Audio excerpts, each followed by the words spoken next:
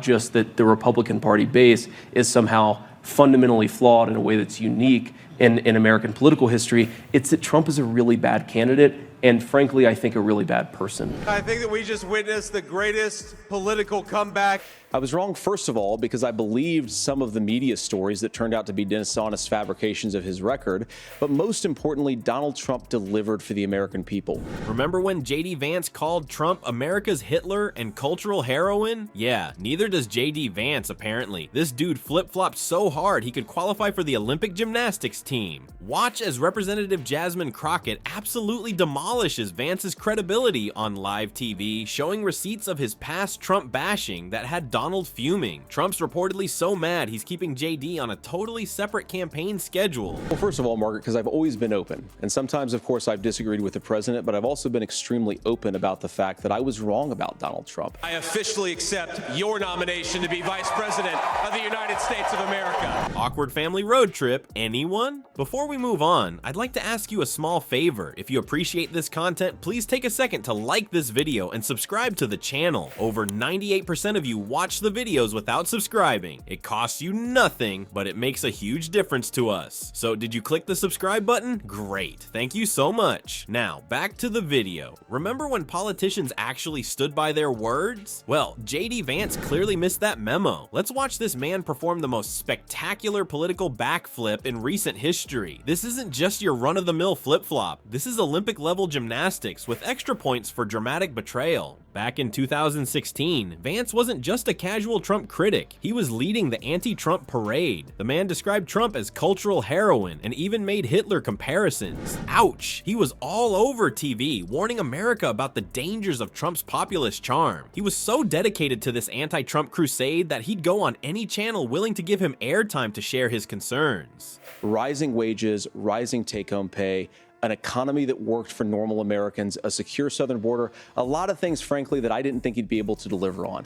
And yeah, when you screw up, when you misspeak. Yeah, a lot of people have said that this has been the greatest opening, almost 3 weeks, in the history of the president. But then something magical happened. Vance suddenly realized that criticizing Trump might hurt his political ambitions. Funny how career goals can completely rewire a person's moral compass, right? It's like watching someone insist they're vegetarian for years and then suddenly declare, actually, I've always loved bacon, while frantically deleting all their PETA donations. The transformation timeline is incredible. Scathing anti-Trump pieces in 2016, mysteriously vanishing tweets in 2021, and by 2022, he was practically sending Trump love letters begging for an endorsement for his Senate run. That's not evolution, that's a total species change. What's truly mind-boggling is watching Vance try to explain away his past comments. His excuses basically boil down to "I was wrong," without ever explaining what actually changed his mind. Not just that the Republican Party base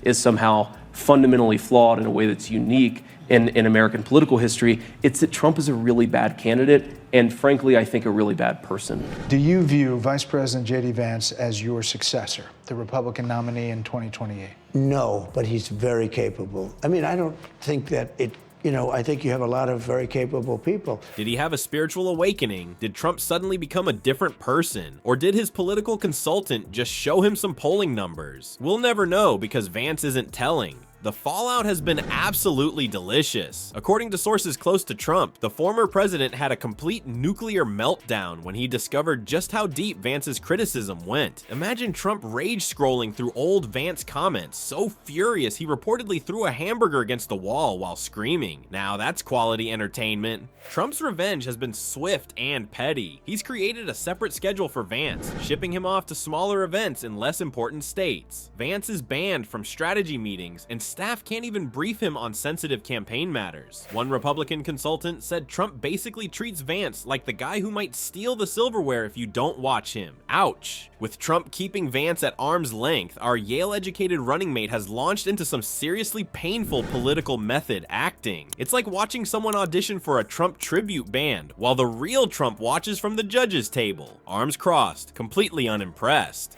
The internet practically melted when Vance made that unbelievably cringe comment about his wife Usha being obligated to smile and laugh and celebrate whatever he says. Can't stomach Trump. I think that he's noxious and is leading the white working class to a very dark place. They have really, what they've done to our country is so sad. It's so sad. We're going to be bigger, better, and stronger than ever before. Yikes. Nothing says I'm a real MAGA man like reducing your accomplished wife to a decorative prop who exists to applaud your brilliance. The backlash was immediate and brutal, with critics calling out the comment as both creepy and reminiscent of outdated gender roles. Even traditional conservatives were wincing at this one. But the wife comment is just one symptom of Vance's desperate transformation. He's become a Trump impersonator, complete with the distinctive hand gestures and rambling sentence structure.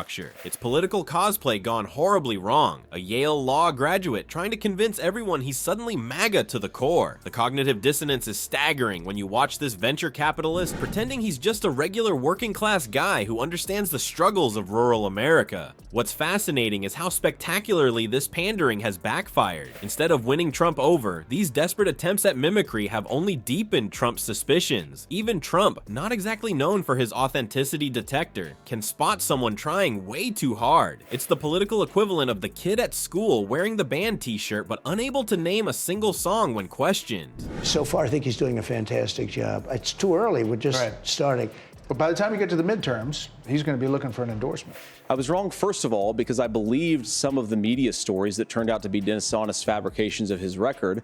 But most importantly, Donald Trump delivered for the American people. The media can't get enough of this transformation. Every awkward attempt by Vance to connect with rural voters becomes fodder for comedy and commentary. The contrast between the polished Yale intellectual and the wannabe MAGA firebrand creates perfect material for ridicule. Each time Vance opens his mouth, producers across America are hitting the record button, knowing they're about to get something mockable. Inside Trump's inner circle, opinions on Vance are reportedly split. Some view him as a useful tool to appeal to educated conservatives who might otherwise be put off by Trump's rougher edges. Others see him for what he appears to be, an opportunist who could easily flip back to his original position if the political winds shift again. It's a tenuous alliance built on mutual need rather than mutual trust. So what have we learned from JD Vance's political shape-shifting circus? When ambition meets opportunity, principles get tossed faster than yesterday's lunch. Representative Crockett's expose revealed what many suspected, that beneath Vance's awkward MAGA performance lies a calculating opportunist willing to become whoever he needs to be for power.